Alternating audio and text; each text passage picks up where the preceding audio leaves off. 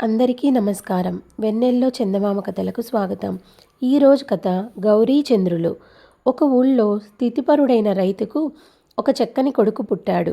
వాడికి చంద్రన్న అని పేరు పెట్టుకున్నారు. అయితే వాడు పెరుగుతున్న కొద్దీ విచిత్రంగా తయారవుతూ వచ్చాడు. వాడి మాటలు అయోమయంగా ఉండేవి. ఏళ్ళు మీద పడుతున్న కొద్దీ వాడి పిచ్చివాగుడు హెచ్చింది. ఒకరోజు వాడి తండ్రి వాడిని మందలిస్తూ, అలా మాట్లాడతావేమిటిరా, అందరిలాగా మాట్లాడలేవు, అలా అయితే నీకెవరు పిల్లనిస్తారు అన్నాడు. చూడు నాన్న, అగ్గి పొయ్యిలో ఉన్నా కూడా పైకే పోతుంది, నీరు ఎత్తున ఉన్నా కిందకే పారుతుంది అన్నాడు చంద్రుడు. చీ వెధవ, నేనొకటి చెబితే నువ్వొకటి చెబుతావు, నేను పోయిన తరువాత నీ గతేమవుతుంది అన్నాడు తండ్రి. నేను పోయేవాణ్ణేగా, ముందు పుట్టావు గనుక నువ్వు ముందు పోతావు అన్నాడు చంద్రుడు. తండ్రికి కోపం వచ్చి వాణ్ణి ఇంటి నుంచి వెళ్ళిపోమ్మన్నాడు. చంద్రుడు బట్టలు వేసుకొని చెప్పులు తొడుక్కొని గొడుగు తీసుకొని బయలుదేరాడు. చంద్రన్న వెళ్ళి మధ్యాహ్నానికి ఒక చెరువు గట్టు చేరాడు.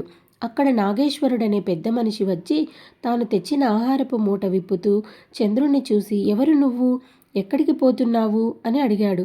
నేనొక అనాథుణ్ణి, నా కళ్ళు ఎక్కడికి తీసుకుపోతే అక్కడికి పోతాను అన్నాడు చంద్రుడు. అలా అయితే మా ఇంటికి వచ్చి పని చేస్తూ ఉండు అంటూ నాగేశ్వరుడు తన మూటలోని ఆహారం కొంత చంద్రుడికి పెట్టి మిగతాది తాను తిన్నాడు. తరువాత ఇద్దరూ ఆ మాట ఈ మాట మాట్లాడుకుంటూ నడవసాగారు. ఒక అడవి వచ్చింది. చంద్రుడు గొడుగు విప్పి ఎత్తి పట్టుకొని నడవడం చూసి నాగేశ్వరుడు, నీడగా ఉన్నది కదా, గొడుగు ఎత్తావేం అన్నాడు. గొడుగు వేసుకోమని నా తల చెప్పింది అన్నాడు చంద్రుడు. కొంత దూరం వెళ్ళాక ఒక వాగు తగిలింది. నాగేశ్వరుడు చెప్పులు తీసి చేత పట్టుకుని వాగు దాటుతుంటే చంద్రుడు చెప్పులతోనే దిగాడు. అదేమిటంటే కాళ్ళు చెప్పాయన్నాడు. మరికొంత దూరం పోయాక చంద్రుడు, ఈ దారికి నిచ్చెన కూడా ఉంటే ఎంత బాగుండు అన్నాడు. దారికి నిచ్చెనేమిట్రా పిచ్చివాడా అన్నాడు నాగేశ్వరుడు. ఈ విధంగా మాట్లాడుకుంటూ వాళ్ళు నాగేశ్వరుడు ఊరు చేరుకున్నారు. నాగేశ్వరుడు తన ఇంటి తలుపు తట్టి గౌరీ అని పిలిస్తే ఒక పిల్ల వచ్చి తలుపు తెరిచి నాగేశ్వరుడికి చెంబుతో నీళ్ళిచ్చి మరొక మనిషి ఉండడం చూసి మరొక చెంబుతో నీళ్లు తెచ్చి చంద్రుడికిచ్చి వెళ్ళిపోయింది. ఇది కొత్త చెంబ, వాడకంలో ఉంటున్న చెంబ అని చంద్రుడు అడిగాడు. ఏమిటా పిచ్చి ప్రశ్న అన్నాడు నాగేశ్వరుడు కోపంగా. ఆయన చంద్రుణ్ణి వసారాలో కూర్చోమని లోపలికి వెళ్ళి భార్యతో తాను వెళ్ళిన పని కాలేదని చెప్పాడు. గౌరి వంటింట్లో వంట చేస్తున్నది.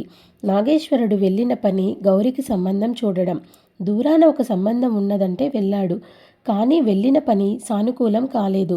ఆ సంబంధం ఆయనకు నచ్చలేదు. మరేదైనా సంబంధం చూడాలి అని ఆయన భార్యకు చంద్రుని గురించి చెబుతూ, ఎవరో అనాథ, అమ్మాయి పెళ్లి జరిగేదాకా చేతి సాయం ఉంటాడు కదా అని వెంట పెట్టుకొస్తే వాడు వెర్రిబాగుల వాడిలాగున్నాడు అన్నాడు. ఇంతలో వంట అయింది. గౌరీ తన తండ్రిని, అతిథిని భోజనానికి పిలిచింది. ఆమె మామూలు భోజనంతో పాటు 1-2 పిండి వంటలు కూడా చేసింది. భోజనాలయ్యాక నాగేశ్వరుడు చంద్రన్నతో సహా వసారాలోకి వచ్చి కూర్చొని, ఎలా ఉంది భోజనం అన్నాడు. నా బతుకల్లేనే ఉంది అన్నాడు చంద్రుడు. ఈ మాట గౌరికి వినిపించింది. ఆమె గబగబా దొడ్డిదారిన పొరిగింటికి వెళ్ళింది. నాగేశ్వరుడికి మాత్రం చంద్రుడి మాటకు చాలా కోపం వచ్చి, ఇక నువ్వు దయచెయ్యి, ఈ ఇంట నీకు చోటు లేదు అన్నాడు. రుణం మిగిలి ఉంటే మీరే తీర్చుతారు అంటూ చంద్రన్న లేచి చెప్పులు తొడుక్కుని గొడుగు చంకన పెట్టుకుని బయలుదేరాడు. త్వరలోనే గౌరీ ఒక పళ్ళెంలో తాంబూలం పట్టుకొచ్చి, ఆయన ఎక్కడా అని తండ్రిని అడిగింది. దొంగ విధవ, వెళ్ళిపోమ్మన్నాను అంటూ తండ్రి చంద్రుడన్న మాట చెప్పాడు. ఆ మాటకేనా, నేను విన్నాను, అందులో తప్పేముంది, తాంబూలం లేని భోజనం చచ్చు భోజనం కాదా, అందుకనే పక్కింటికి పోయి తాంబూలం తెచ్చాను అన్నది గౌరీ. పోతూ పోతూ వాడు పొగరుగా ఏమన్నాడో తెలుసా, రుణం మిగిలి ఉంటే మనమే తీరుస్తామట అన్నాడు తండ్రి. ఏనాటి రుణమో ఉండబట్టేగా దారిపోయేవాణ్ణి పిలిచి అన్నం పెట్టాం అన్నది గౌరీ. నీకు తెలీదులేవే, వాడు దారి పొడుగున ఇంకా చాలా పిచ్చి మాటలు మాట్లాడాడు అంటూ నాగేశ్వరుడు కూతురితో జరిగిందంతా చెప్పాడు.